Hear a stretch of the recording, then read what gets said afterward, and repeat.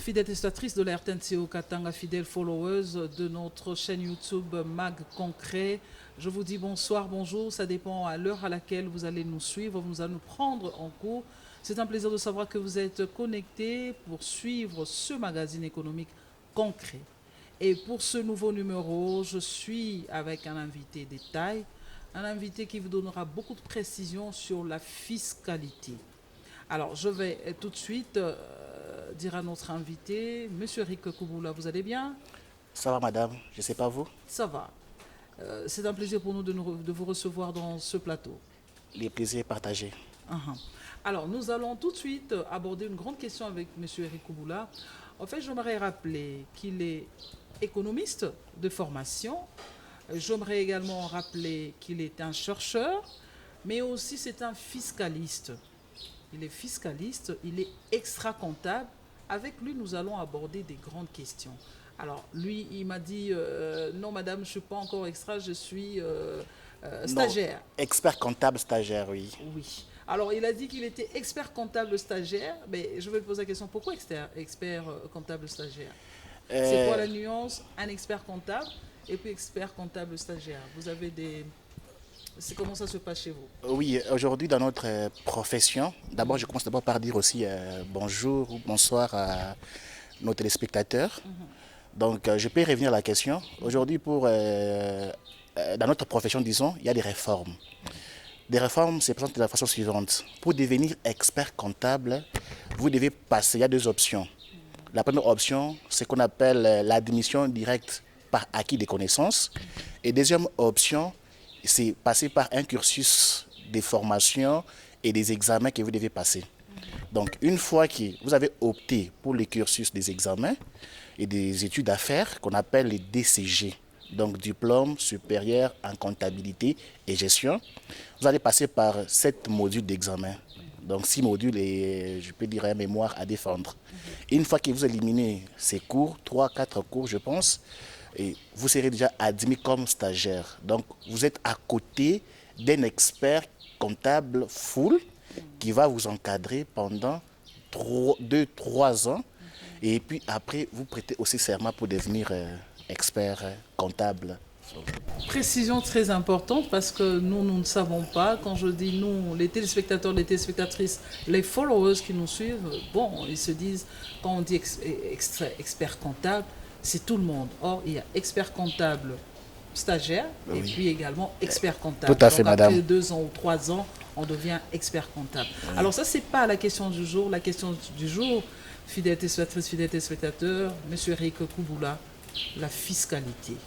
Oui, madame. C'est le sujet que nous allons aborder avec vous. Tout à fait. C'est quoi la fiscalité? Merci pour la question, madame. La fiscalité, de manière plus simple, elle est définie comme étant l'ensemble des lois, des règles relatives à la collecte des impôts et taxes. C'est ça la fiscalité.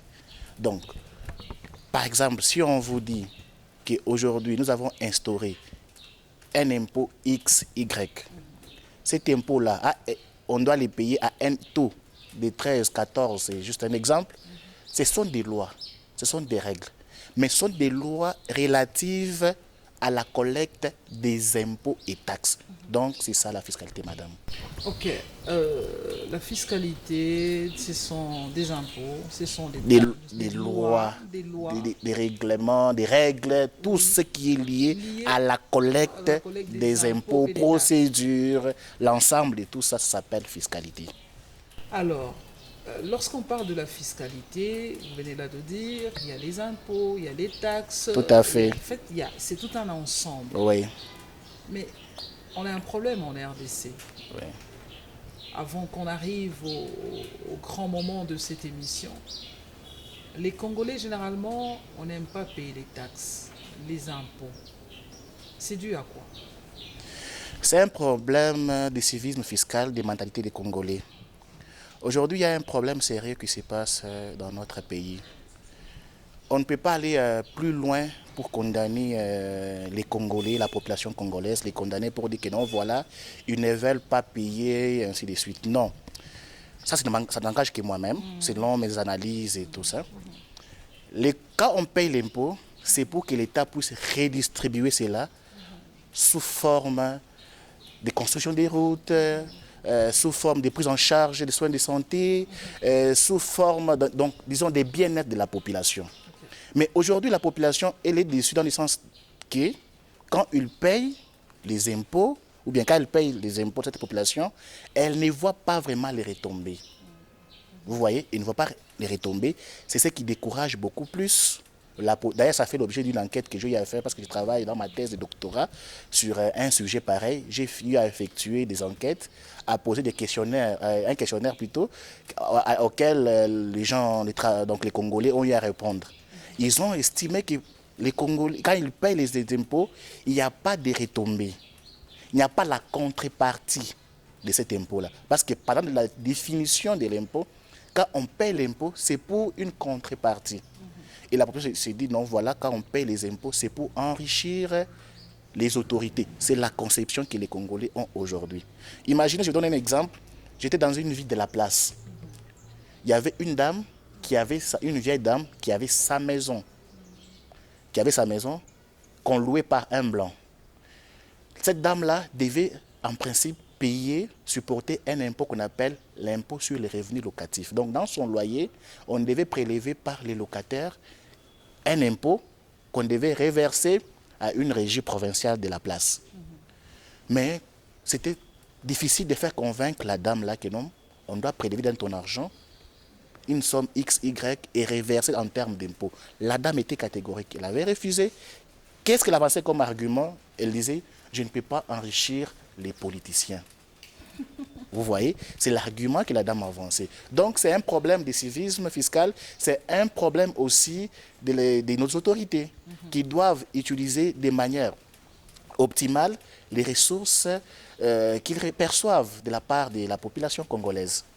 Alors ça, c'est une enquête intéressante et je pense que quand vous aurez à défendre votre thèse, donc vous aurez donné encore de la matière au gouvernement congolais. Tout à fait, madame. Mais on n'en est pas là, mais aussi on parle chaque fois des impôts, des taxes, on parle de la fiscalité.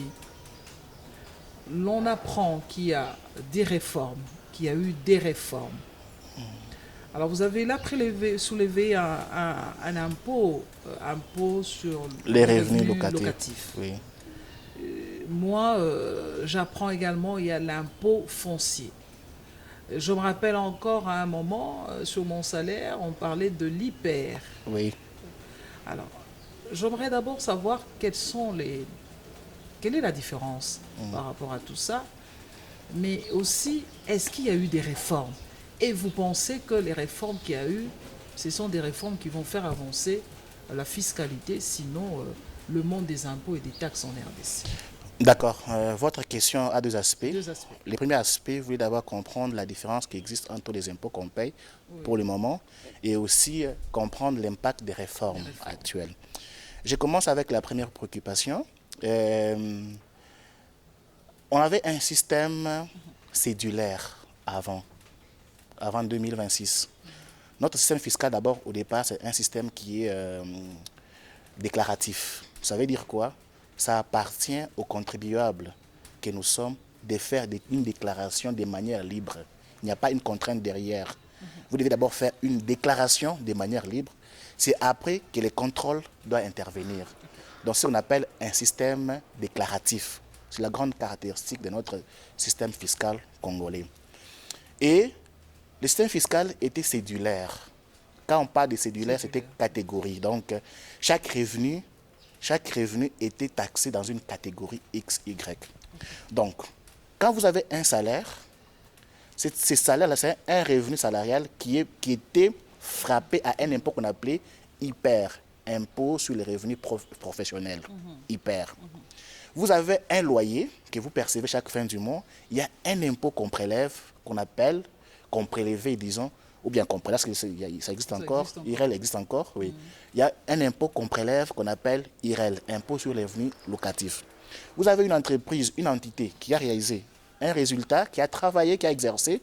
À la fin de l'année, à une période X, Y, vous devez payer un impôt qu'on appelle impôt sur les bénéfices et profits. Impôt sur le bénéfice et et profit. profit. Ok. Vous avez, par exemple, une concession bâtie ou non bâtie, vous devez payer un impôt qu'on appelle impôt foncier. Aujourd'hui, vous avez un véhicule que vous conduisez, il y a des vignettes que vous devez payer. S'il y a un prestataire étranger, un étranger qui vient s'installer, qui vient prester au Congo pour une durée qui est moins de 6 mois, qui ne veut pas créer une entreprise sur place, mais qui est venu juste prester de manière temporaire et rentrer, il doit aussi payer un impôt qu'on appelle impôt sur les bénéfices et profits des non-résidents. Vous avez aujourd'hui, si vous voulez consommer la consommation des biens ou bien des services, il y a un impôt qu'on doit payer, que vous devez supporter, qu'on appelle la taxe sur la valeur ajoutée, la TVA. TVA. Donc, ce sont les impôts qui étaient dans l'ancien système, vous voyez, qui étaient dans l'ensemble de ces impôts-là. Donc, là, j'essaie de répondre à la première question et j'ai différencié chaque impôt et chaque assiette fiscale liée à chaque impôt. Maintenant, quand je reviens à la deuxième question, qui est de savoir l'impact des réformes. Est-ce qu'il y a eu d'abord des réformes? Et tout à fait, des réformes énormes, énormes. Parce que depuis l'indépendance, quand on a eu à mettre en place les systèmes qu'on avait, les systèmes cédulaires, qui séparaient chaque revenu, qui taxaient chaque revenu selon sa catégorie, c'était la première réforme qu'on avait connue. Après, nous avons eu une deuxième réforme liée à la procédure fiscale. Il y a eu des grandes réformes. Ensuite, en 2010, nous avons aussi une réforme avec l'introduction de la taxe sur la valeur ajoutée, la TVA, qui a remplacé l'impôt qu'on payait avant, l'ICA, l'impôt sur les chiffres d'affaires.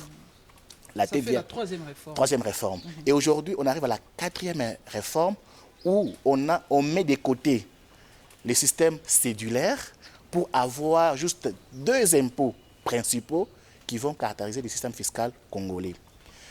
Aujourd'hui, nous avons basculé à deux impôts qu'on appelle IS, impôt sur les sociétés, et IRPP, impôt sur les revenus des privés, en termes clairs. N'est-ce pas? Donc, aujourd'hui, il n'y a plus encore trop de gymnastique comme ça se faisait avant. Tu dois payer tel impôt, X, Y. Deux impôts. Il n'y en a que deux impôts. Impôt sur les sociétés. Impôt sur les sociétés et l'IRPP. Impôt sur les privés. Effectivement. Et l'IRPP. Donc, ce sont des grandes réformes.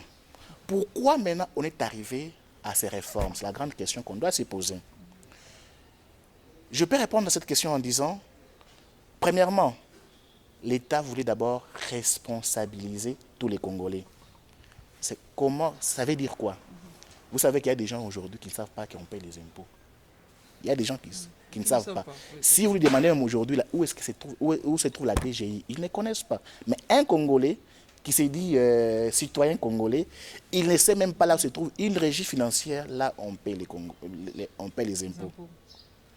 Mais avec le nouveau système, avec les deux impôts, l'IRPP, tout citoyen congolais a l'obligation de faire sa propre déclaration. Je dis bien tout citoyen congolais, sans distinction, doit faire une déclaration de ses propres revenus. Donc cette fois-ci, ça ne sera pas comme l'ancien système où quand vous avez les salaires, vous taxez, il y a un impôt X, Y. Quand vous avez les loyers, on paye un impôt à part. Vous avez les bénéfices réalisés.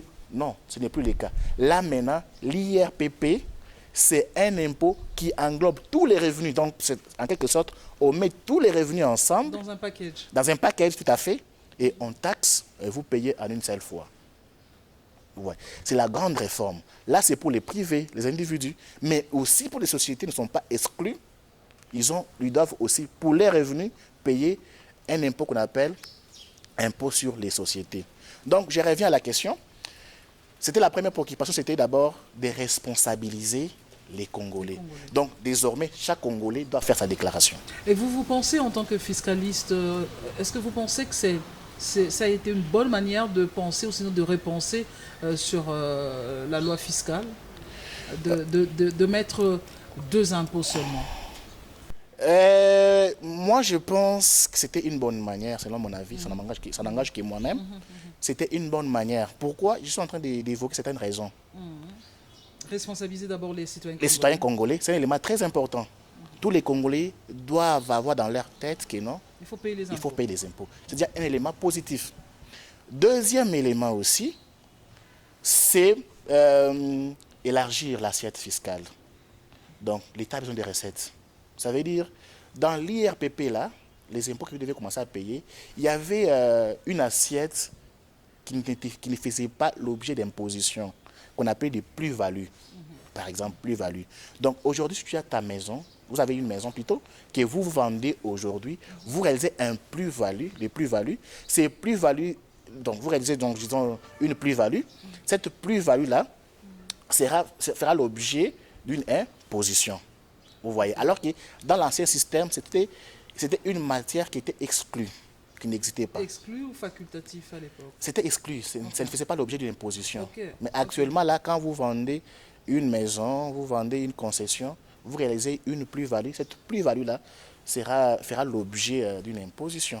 Donc, vous allez comprendre que l'État a élargi, n'est-ce pas, l'assiette fiscale, ce qui va aussi permettre l'État à maximiser les recettes.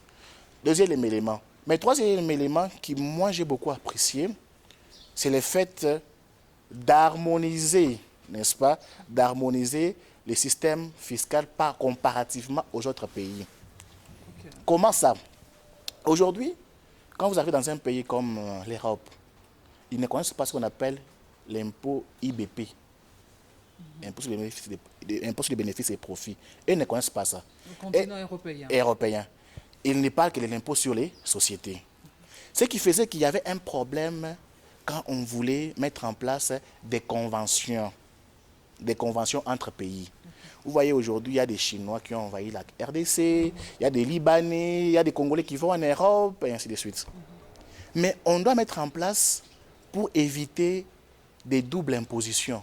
Ça veut dire quoi? Tu es Congolais, c'est un exemple que je donne, tu travailles au Congo, on te paye, ton salaire, tu as un revenu, mais les mêmes revenus, quand tu les ramènes en Europe, on frappe encore un impôt. Vous voyez, c'est une double imposition. Maintenant, pour éviter ce genre de choses, on met en place des conventions entre les deux pays. C'est comme aujourd'hui, là, on a deux conventions entre la Belgique et l'Afrique du Sud. On s'est dit, tel est revenu, une fois qu'il est frappé en RDC, il ne sera pas frappé en Afrique du Sud. En Afrique du Sud. Okay. Maintenant, il y avait un problème de langage. Vous comprenez? Quand nous, on parle de l'IBP et parle de l'IS. Donc, on n'arrive pas à... Effectivement, on n'avait pas à harmoniser. On n'arrive pas à parler le même langage.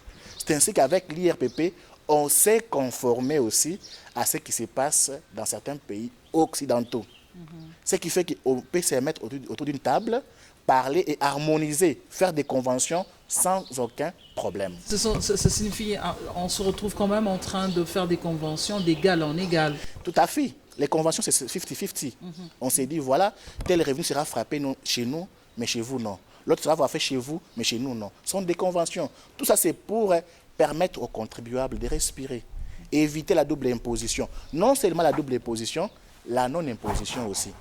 Comment la non-imposition? Parce qu'il y a des revenus peut-être qui ne sont pas frappés au Congo, mais on croit que ça peut être frappé à l'étranger. Quand ça arrive à l'étranger, ce ne sont pas aussi frappés là-bas. Ok. Alors, est-ce que dans ce que vous venez d'expliquer là, dans toutes ces réformes, vous parlez de deux catégories aujourd'hui, impôt, moi je vais dire impôt sur les privés, parce que l'abréviation est courte, mais c'est quand même une longue appellation, et puis nous avons impôt sur les sociétés. Oui. Est-ce que vous pensez aujourd'hui qu'avec ces réformes, on peut respirer? Quand je dis respirer, les Congolais peuvent respirer et comprendre qu'il faut effectivement que l'on paye les impôts. Surtout impôts sur les privés, voilà, c'est comme ça que moi j'appelle ça. Bon, parce que les sociétés, je me dis qu'il n'y a pas trop de soucis, parce qu'avec toutes ces conventions au niveau de société, c'est bon. Mais avec l'IRPP, l'impôt sur le revenu des personnes physiques, il y a un problème derrière cet impôt. C'est vrai qu'il y a eu des réformes, comme on a toujours dit. quand il y a des réformes, nous devons d'abord les mettre en place, observer, voir ce que ça va donner. Il y a eu des réformes, mais moi je pense que ça ne sera pas vraiment une tâche facile pour arriver à maximiser les recettes liées à cet impôt-là. Parce que comme j'ai dit au départ, au Congo, nous avons d'abord un problème très sérieux de civisme fiscal. Donc payer un impôt, c'est compliqué. Pour nous, c'est un grand péché. C'est une contrainte. C'est une grande contrainte. Il faut qu'on puisse une contrainte pour payer les impôts. Donc c'est difficile de voir un Congolais qui se réveille un bon matin et dit que non, je dois payer des impôts. Non. L'État doit être derrière lui pour arriver à payer des impôts. Donc ça ne sera pas facile pour arriver à mettre, à convaincre les Congolais aujourd'hui de payer ces impôts. Imaginez quelqu'un qui a vécu, qui est né depuis 1950, qui a fait 70 ans aujourd'hui. Lui parler de l'impôt aujourd'hui, ce n'est pas facile. Ma maison, j'ai construit. Effectivement. J'ai des concessions. Effectivement, la mentalité, d'abord, c'est un sérieux problème. Et puis c'est un Donc, papa. Oui. Un papa ou une maman déjà âgé, 70 ans. En matière d'impôt, j'ai toujours dit, les efforts doivent être fournis de deux côtés. Okay. Du côté de l'État et du côté de la population aussi. La population doit comprendre, premièrement, que payer un impôt, c'est un devoir civique. Je dois payer ces impôts-là pour que l'État puisse avoir les moyens de sa politique. Et les autorités aussi doivent savoir que cet argent, ces impôts qu'on a payés, on doit les redistribuer de manière équitable. C'est juste ça. Les jours où les Congolais doivent avoir cette mentalité de part et d'autre, il n'y aura pas de souci. On va les faire librement. Moi, je vous ai dit que les plus grands problèmes que les Congolais ont aujourd'hui, c'est le fait de ne pas voir les retombées des impôts qu'ils payent. Donc, pour l'IPPR, vous êtes... L'IRPP. Oh là là, l'IRPP, vous pensez aussi qu'il y a encore beaucoup à faire? Il y a beaucoup à faire, madame. Beaucoup. Est-ce qu'on ne serait pas en train de se dire que l'on rentre un tout petit peu, bien que vous saluez les réformes, les nouvelles réformes, c'est la 4e fois qu'on a ces réformes, en fait, pas le même modèle, mais au moins la 4e fois qu'en RDC on vit les réformes fiscales. Oui.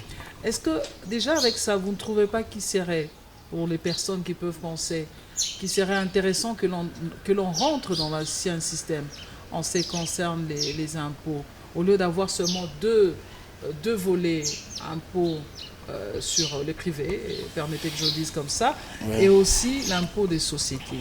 Est-ce que quand c'était tellement séparé, est-ce que ce n'était pas plus facile aussi? Bon. Est-ce qu'on n'a pas alourdi un tant soit peu pour les Congolais que nous sommes? On n'a pas vraiment alourdi, dans le sens où ce sont des réformes. Quand vous regardez très bien, si vous entrez en profondeur de cette réforme-là, il n'y a pas vraiment un grand changement, je pèse bien mes mots, en termes de charges fiscales. Okay. Oui. Okay. Il n'y a pas vraiment. Oui, il n'y a pas vraiment un grand changement, il n'y a pas vraiment un grand impact. Ok. Ouais. J'aimerais qu'on y aille par des exemples. J'ai ma maison, je dois payer l'impôt. D'abord, je dois préciser. Non, je précise quelque chose. Quand j'ai dit, parce que je vous comprends votre question, mais oui, je dois d'abord préciser pour vous donner des éléments pour poser votre question. Il y a toujours un conflit entre bailleurs et locataires, mais effectivement, aussi l'État congolais en ce qui concerne l'impôt. Il y a ceci. Oui. Nous avons d'abord les impôts qu'on appelle les impôts provinciaux et les impôts nationaux. La réforme, c'est beaucoup plus les impôts, c'est sur les impôts nationaux et les impôts provinciaux. Quand on parle des impôts provinciaux, c'est des impôts qu'on paye au niveau des régies financières provinciales. Ici au Katanga, nous avons la DRH4, n'est-ce pas? À ce niveau-là, on payait l'impôt sur le revenu locatif, qui reste encore, ça n'a pas été modifié, ça reste. Nous avons l'impôt foncier et l'impôt sur les concessions minières et d'hydrocarbures, ça reste. Ces impôts-là sont encore des impôts provinciaux qui sont perçus et gérés par des régies provinciales. Là, on n'a pas touché. Mais c'est au niveau des impôts nationaux qu'il y a eu des modifications, qu'il y a eu des réformes.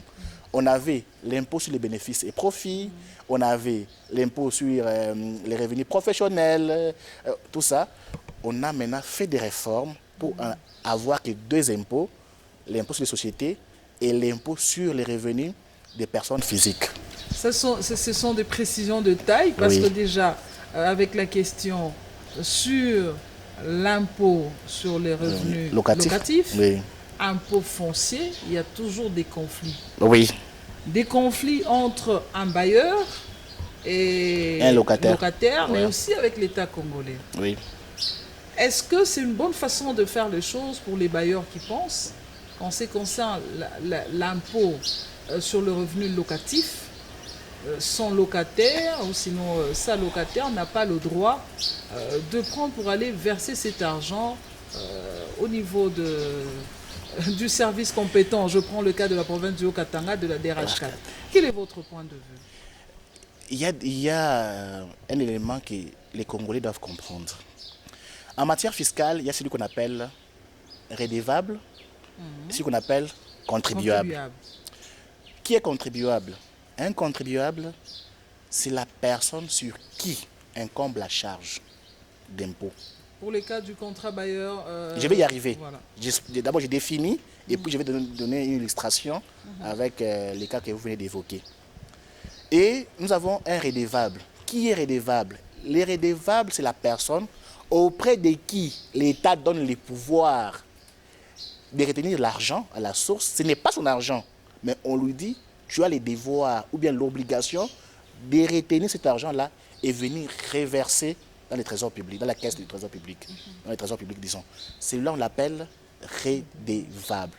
Mais les contribuables, c'est ceux qui supportent. Je reviens maintenant au cas de l'impôt sur le revenu locatif. J'ai ma maison que j'ai mis en location.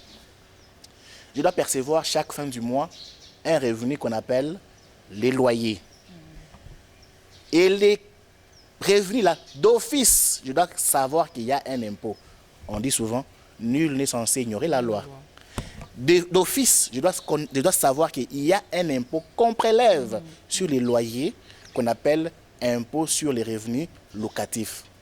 Et quel est le mécanisme de la collecte de cet impôt? La loi veut que les locataires qui louent, avant de payer, donc, ou bien quand il va vouloir payer son loyer, il doit retenir à la source cet impôt et aller reverser dans la caisse de l'État. Et la différence, il donne à qui? À son bailleur. Mais qui a supporté? C'est les bailleurs. Dans son argent, on a retenu l'impôt. Qui a retenu? C'est le locataire qui est redevable. Ce n'est pas qu'il servait un bon matin, c'est la loi qui l'oblige. Parce qu'au cas où il y aura contrôle, c'est lui, comme on l'appelle redevable, celui qui sera redevable vis-à-vis de la loi. On va lui demander pourquoi tu n'avais pas retenu à la source ces montants, cet impôt. Donc c'est lui qui va faire l'objet des pénalités. C'est lui qui sera poursuivi. Le redevable. Le redevable, tout à fait. Alors, comment ça se passe le pourcentage en ce qui concerne? Pourquoi j'insiste là-dessus parce que, comme vous le savez, il y a plusieurs Congolais, plusieurs compatriotes qui sont des locataires. Et c'est une question qui fait couler beaucoup d'encre et de salive en ce qui concerne l'impôt sur le revenu locatif. Comment ça se passe pour le pourcentage? Que prévoit la loi? L'impôt lui-même, le taux est de 22%. 22%. 22%. Mais c'est scindé en deux. Il y a 20% qu'on doit payer mensuellement, que les locataires doivent retenir à la source chaque fin du mois. Okay. Et les 2% que les bailleurs doivent lui-même payer à la fin de l'année annuellement. Donc, les 2% là sont à payer annuellement, tandis que les 20%, c'est mensuellement. Non seulement mensuellement, périodiquement, parce que donc, tout dépend. 22%, je paye $100 de loyer. Donc, à la fin du mois, il faut que je verse... vous devez retenir $20. $20. Non, $40. $40. Non, oui, $20 pour 20%, pour $100, 20%, c'est 20.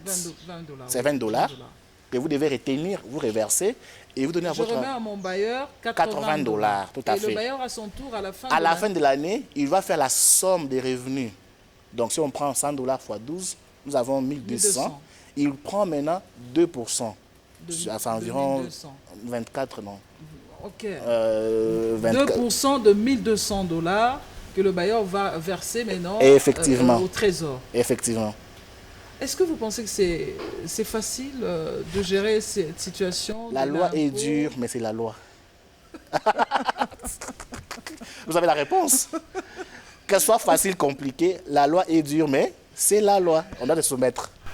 Fidèles téléspectatrices, fidèles téléspectateurs, fidèles followers de notre magazine économique concret, notre chaîne YouTube. Je rappelle que nous sommes en train de recevoir M. Eric Kouboula. Avec lui, nous sommes en train de parler de la fiscalité, les réformes fiscales qu'il y a eu récemment. Et aussi un dossier très intéressant sur l'impôt sur le revenu locatif. Oui.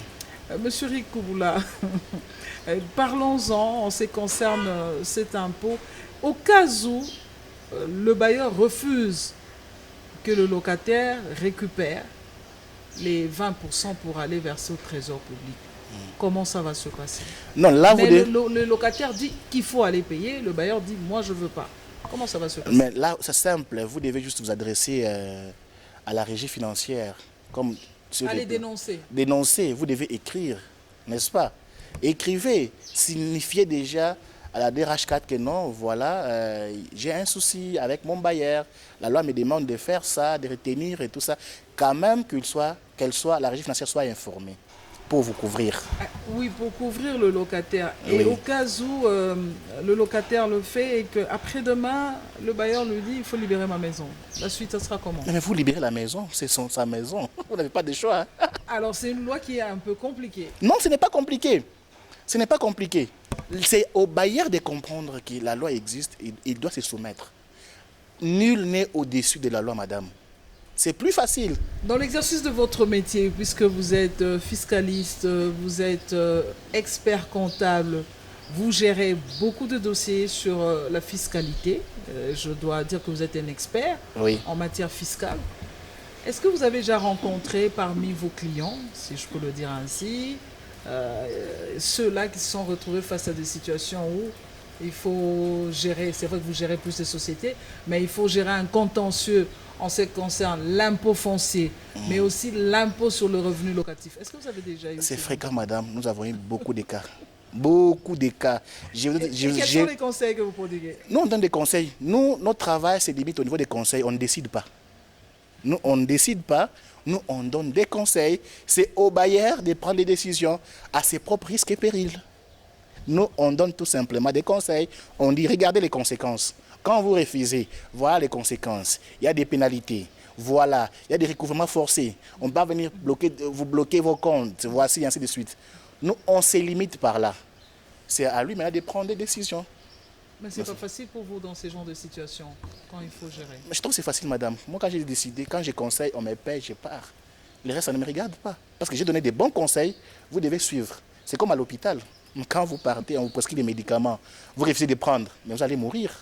Bon, de dire, les médecins ne seront pas responsables. Vous êtes un fiscaliste dur. Comment vous ne continuez pas? Je ne suis pas un fiscaliste dur, mais c'est la loi qui est dure. Ok, je rappelle que M. Eric Kouboula est expert comptable stagiaire, mais il est spécialiste en fiscalité. C'est un expert en fiscalité. Fidèles téléspectatrices, fidèles téléspectateurs, fidèles followers, vous avez besoin d'un bon fiscaliste, d'un bon conseiller en cette matière-là, d'un stratège en cette matière-là. Je vous recommande de voir M. Eric Kouboula, de le chercher.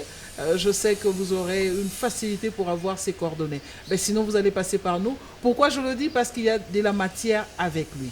Mais avant que l'on continue, si la réalisation est d'accord avec moi, nous allons souffler avec cette rubrique concret dans le concret. On doit vérifier quel est le taux de change actuellement.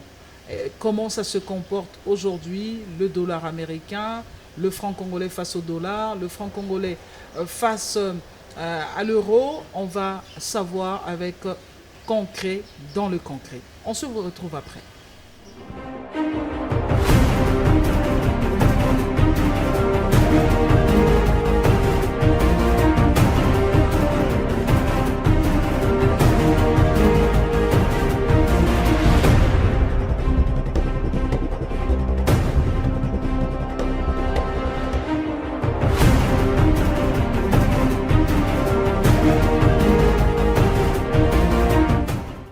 Fidèles téléspectatrices, fidèles téléspectateurs, fidèles followers, de retour dans ce plateau. Je rappelle que nous sommes dans ce magazine économique concret. Nous recevons pour vous Monsieur Rick Kouboula, qui est au fait fiscaliste, expert comptable, stagiaire, chercheur. Avec lui, nous sommes en train de parler de la fiscalité. Avant la pause, nous avons eu à débattre sur cette question, l'impôt sur le revenu locatif. Monsieur Kouboula, c'est un impôt qui fait mal à la tête. Quels sont les conseils que vous pouvez prodiguer et aux bailleurs et aussi aux locataires face à cet impôt qui semble tourmenter les deux côtés? Donc, les plus grands conseils que nous donnons souvent aux locataires et aux bailleurs, c'est juste que tout doit être bien défini dans les contrats de bail. Avant d'occuper la maison, posez des questions à votre bailleur. Vous pouvez lui demander de savoir qu'en est-il de l'impôt sur le revenu locatif. Parce qu'il y a aussi un sérieux problème par rapport au montant qu'on paye. Parfois, les bailleurs disent, non, moi, donne-moi tout mon loyer et il paye les 20%. Oh. Oui, il y a un souci à ce niveau-là. Alors que vous oubliez que c'est dans les revenus, c'est dans le loyer, dans les loyers qu'on doit retenir. Il y a un conflit à ce niveau-là. Donc, tout doit être défini au préalable. Dans les contrats, on doit savoir quel est le loyer qu'on doit payer, toute taxe comprise, je vais retenir combien et je vais rétrocéder, je vais remettre au bailleur combien. Donc, soyez souple quand vous voulez occuper une maison ou soit un local, veuillez définir tout au préalable pour éviter des confusions après. Ah, vous avez entendu, hein, il faut éviter des confusions, il faut toujours vérifier bien avant d'occuper une maison le contrat de bail qu'on vous propose. Nous sommes en train de finir petit à petit ce magazine de ce soir. Monsieur Rick Kouboula, quand on parle de ce dossier, la facture normalisée, c'est quoi exactement dans le domaine de l'impôt, des taxes? Quand on parle d'une facture normalisée en ce qui concerne les nouvelles réformes, tout ce que nous vivons actuellement sur le plan fiscal, ça signifie quoi? Oui, madame. Aujourd'hui, il y a encore une grande réforme, celle de la facture normalisée. C'est quoi une facture normalisée? Avant, il y avait un système où quelqu'un s'est réveillé, il conçoit sa facture dans Excel ou bien sur un papier. Vous vous rappelez, on vendait des carnets de reçus, des factures déjà préétablies par les imprimeurs et tout ça. Donc on complète, tout ça. C'était très facile pour Très facile, bien sûr. Mais l'État n'avait pas de contrôle sur ça. Vous voyez, l'État n'avait pas de contrôle sur ça. Imaginez que vous avez un carnet, ou bien dans votre bureau, vous avez devant vous un ordinateur, vous saisissez une facture. Je gère seul. Vous gérez seul. Vous envoyez à un client qui vous paye, même pas par banque. Il vous paye en cash, du cash. Mais l'État, ce sont des revenus qui échappaient à l'État. L'État n'avait pas un contrôle sur ces revenus-là. Donc, pour juste arriver à déterminer votre chiffre d'affaires réel réalisé, c'est difficile. Donc, les contribuables avaient la possibilité de manipuler facilement les chiffres parce qu'ils savaient qu'il y a des factures pour lesquelles l'État n'a pas la même mise. C'est ainsi qu'on a mis en place ce qu'on appelle les factures normalisées. Ça veut dire quoi? Il y a déjà, dans des termes clairs, vous faites une facture aujourd'hui, il y a ce qu'on appelle les dispositifs qu'on peut installer chez vous, soit vous utilisez ce qu'on appelle les e-factures, c'est online, il y a des procédures que vous devez suivre. Donc, une fois que vous émettez une facture pour la vente d'un bien X, Y, automatiquement, c'est reconnu dans les serveurs de la DGI. Oh. Oui. Donc, il n'y a plus moyen de frauder un tout petit peu en ce qui concerne les factures. Non, ceux qui sont concernés... Ça, pour les entreprises. Pour les entreprises. Okay. Ceux qui sont concernés, ce sera difficile de frauder comme ça se faisait avant. Là, une fois que tu émets une facture qui doit adresser à une entreprise X, Y, tu dois les faire dans la plateforme de la DGI et vous mettez vos informations et la facture est générée automatiquement sur base des informations que vous avez eu à soumettre. Et automatiquement aussi, la DGI est au courant, est informée que l'entreprise XY vient de mettre une facture d'autant, de TVA d'autant. Et la DGC déjà calculé dans cette facture. Tout à fait. Il y a autant qui revient à la DGC. Tout à fait. Elle sait déjà au départ que telle société, à la fin de ces mois ici, elle doit déclarer une TVA d'autant qu'elle a collecté sur ses prestations, ou bien sur ses ventes. Est-ce que c'est une bonne nouvelle pour les sociétés oui. ou une mauvaise nouvelle? Bon. Parlons franchement, les sociétés, c'est une bonne nouvelle ou une mauvaise nouvelle? Comme je vous ai toujours dit, madame, je dois être clair et direct avec vous. Pour les sociétés, ce n'est pas une bonne nouvelle.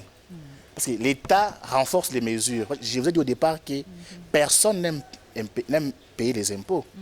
On paye les impôts parce qu'il y a une contrainte. Surtout chez nous en RDC. Surtout chez nous en RDC. Et aujourd'hui, quand on renforce les mesures, ce n'est pas une bonne nouvelle pour quand même les contribuables. Est-ce qu'il n'y a pas moyen de contourner ce nouveau système de la facture normalisée? Non, il n'y a pas moyen de contourner. Qu'est-ce que je vais dire pour contourner? Ça, c'est un grand péché.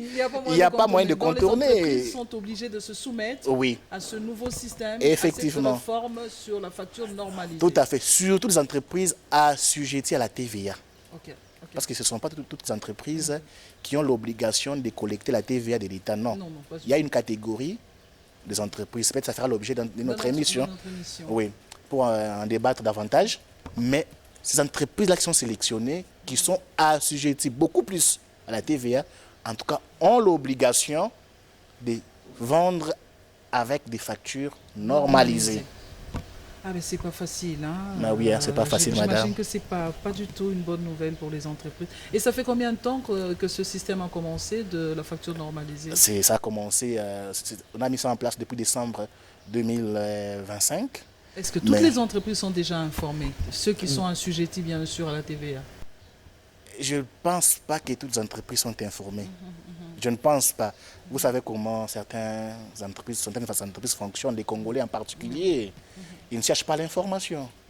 Mais je sais que la DGI, les gouvernements avaient mis en place des méthodes pour divulguer, vulgariser. Très bien, c'est le terme que j'ai cherché, la vulgarisation, disons.